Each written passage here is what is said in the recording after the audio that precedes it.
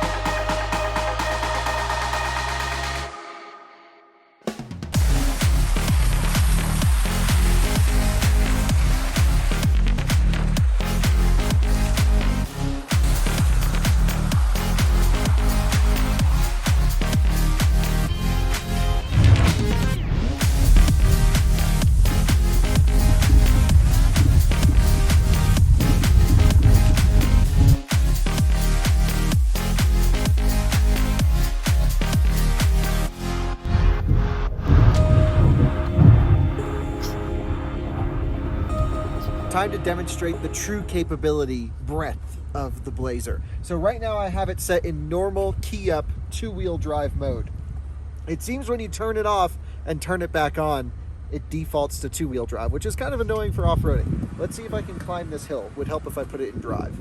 So I'm gonna put my wheels on the snowy sections here. We'll see how far I can make it. Then I'm gonna put it in off-road mode. Oh, I'm already spinning. Look at it. That's floored. It's just pulsing the brakes. And what's weird, oh, interesting, came up, it said all-wheel drive recommended, change driver mode. Okay, well, I'm gonna rotate this little knob 3 times. It goes from 2-wheel drive to standard all-wheel drive to sport to off-road. Now we're in off-road mode. Let's see if it makes a difference. Flooring it. Oh,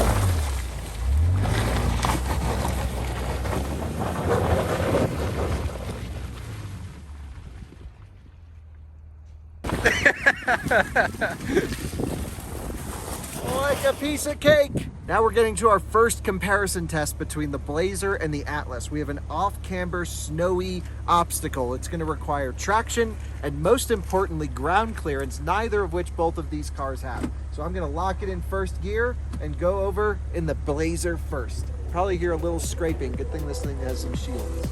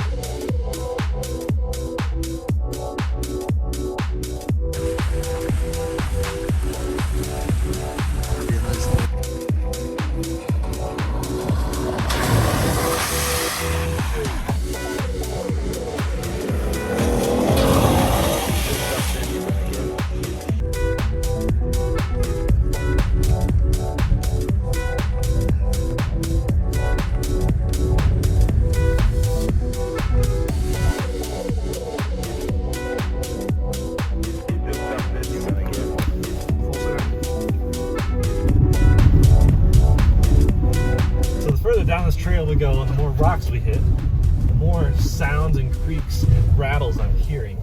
Granted, that could be partially from the press car and whatever history it's had. Oh wow, that's a little deeper.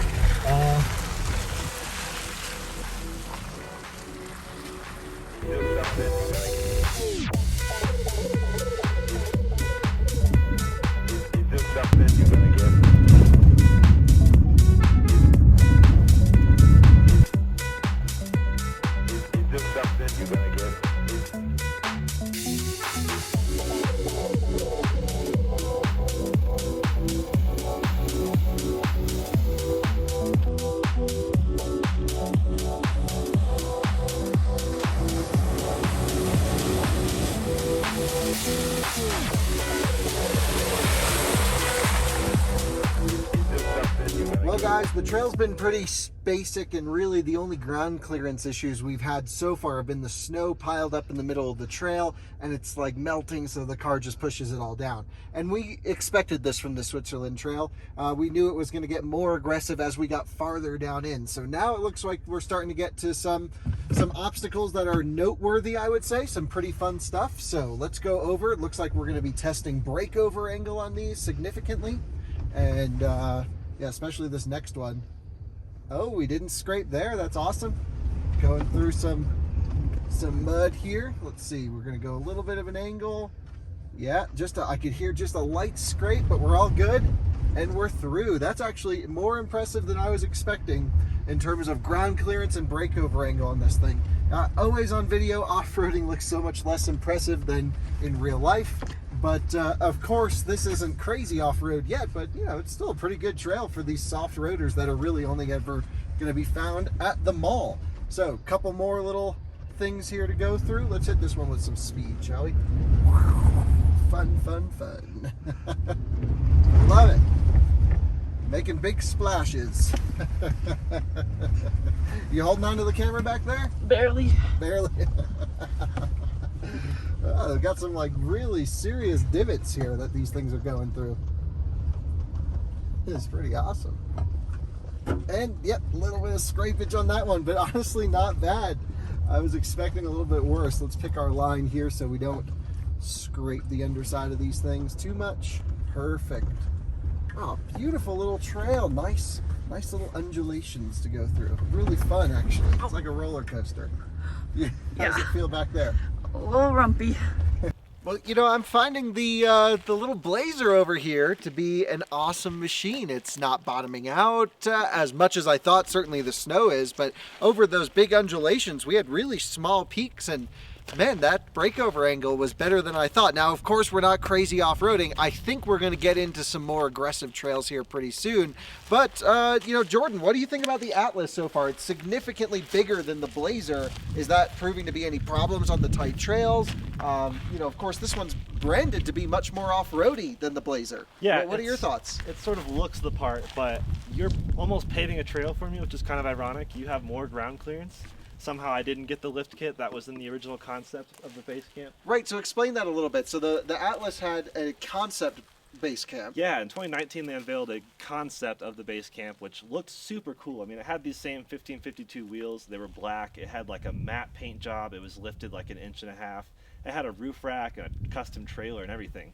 We got some of that. We got the rocker panels and the skid plates and the wheels, but we didn't get the lifted suspension. So it looks kind of awkward. And it has this paint job that I would see on any city SUV. I really never see this out in the wild. Yeah, I totally agree. So how about the size? How's that handling on the trail for you? And ground clearance, you mentioned you're hitting some snow, but we went through those big undulations. Were you bottoming out at all over those? No, it was fine. I expected to, especially one that kind of went like this. Yeah. And it's long enough to I thought, oh, my boat's surely going to get beached. Yeah. But it was just fine. It just rocks a lot. The suspension's really bumpy, and because it's so long, that's almost like You're getting this oscillation with the suspension. Yeah. I find it's very underdamped, so when you get a body control motion and it goes the other way, it can't actually support the rebound. Yeah. And so you get more movement in this car. I haven't driven it off-road, but on the street is one of my problems with this Atlas. Yeah. And it could just be that this is a media vehicle and it's been thrashed and off-roaded and overheated by other outlets. but I don't know, it just feels super soft, doesn't it? Yeah, and I think the sidewalls help a lot. I mean, they make it a little plushy, but it just looks really funny seeing yours out here because yours looks like the epitome of like a high-performance city SUV. Right, this is not meant to be the off-road one. It's the RS, of course. No sunroof in this one, which I find pretty odd. The interior's fine. I got my air-conditioned seat on. It's a nice day. And definitely a lot more tech and kit in that Blazer than here on your Atlas, I think. Yeah, I wish I had the cooled seats. I know they had that in a higher trim level. Yep. But I do like the panoramic sunroof that I got. I get to enjoy the trees above me and the mountains. Well, I totally agree. So we're going to head down this little area right over here. And if you take a look, it looks like that's going to be where we're going to push these cars a little bit harder than we have and really start to push their capabilities. Hopefully we can make it to the end, but we'll see. We'll go until we can. Let's do it.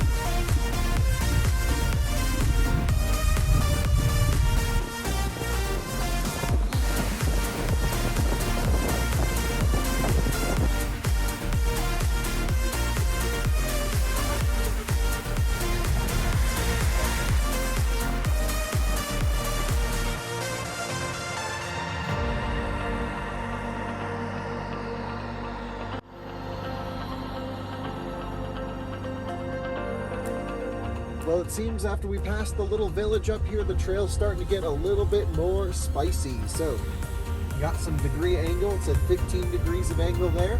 Not too bad, but we're starting to get on single track here and getting a little more rocky and a little more fun. And hopefully we can find some serious obstacles because I really do want to push these cars. Right now, we've just been kind of cruising low speed, mostly a test of suspension more than anything. I really want to put these things through the paces, so let's see what we can get ourselves into.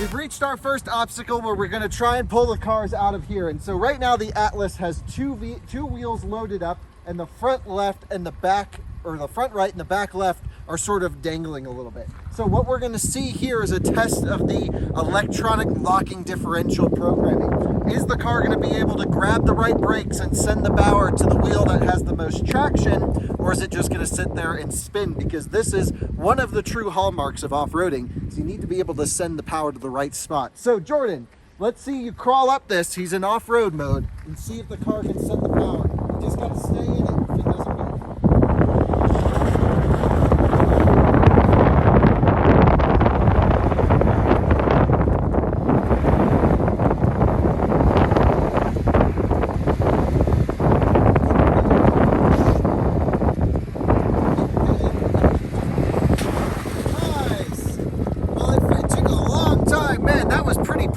Programming, I would say. You really had to, you were just wide open throttle, right? Yeah, just pinned, and it had to figure out where to go. Now let's see how well the Blazer does. I'm going to try and get it in the same spot. So we're set up similar to the Volkswagen. We're in the car's off-road program. We have traction control on. Let's see how well this compares. We're in the exact same spot where the Atlas was. See if the Chevy can send power to the correct wheels a little bit quicker.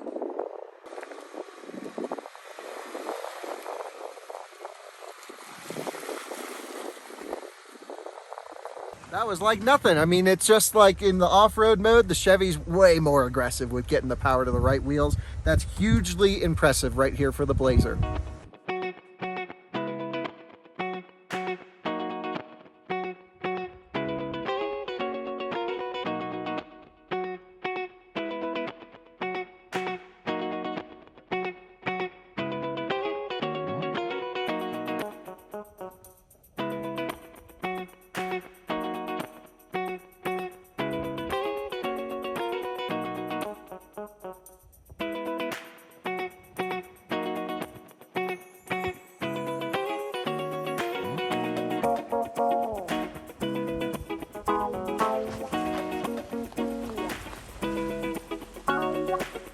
Now we have finally reached a fun obstacle. So we have two options to do this little hill climb. We can take the easy way or we can take the hard way. What we're gonna do is we're gonna go to the left, which is gonna require a lot more ground clearance, a lot more articulation, and most importantly for me in the Chevy, a lot more of that axle locking e-diff stuff.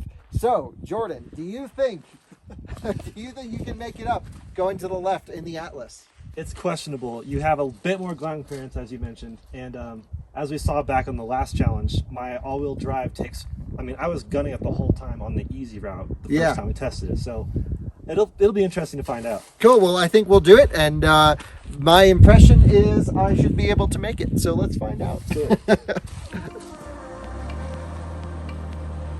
Heading up the steep trail, see if this thing can do it. No low-range gearbox.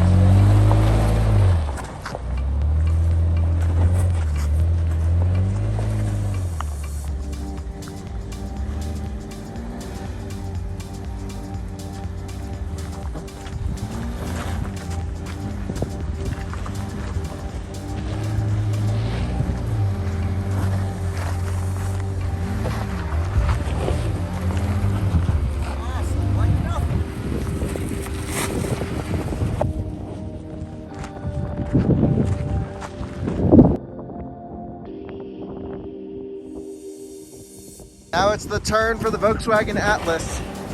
Already getting some wheel spin. Jordan, how are you gonna set up this thing?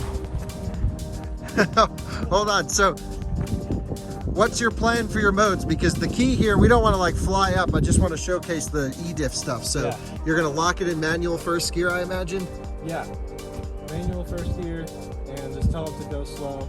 I've got off-road, I got all the bells and whistles turned on. And how about traction control? It is also on. Oh, so I turned traction control off in the Blazer. I thought it had helped. Should I try that? Yeah, it'd probably go all the traction stuff off. So you just go in here, ESC up top. I would go ESC off would be everything off. There you go. All right. So I would, you know, crawl up this thing and let's see how she does. Make sure you pick your line properly.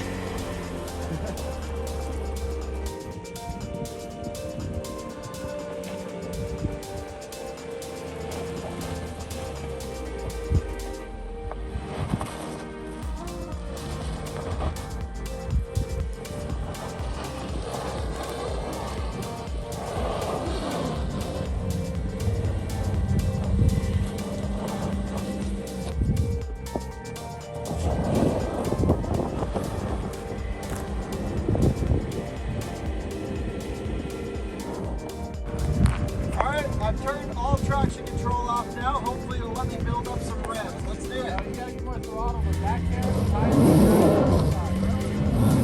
That gets harder.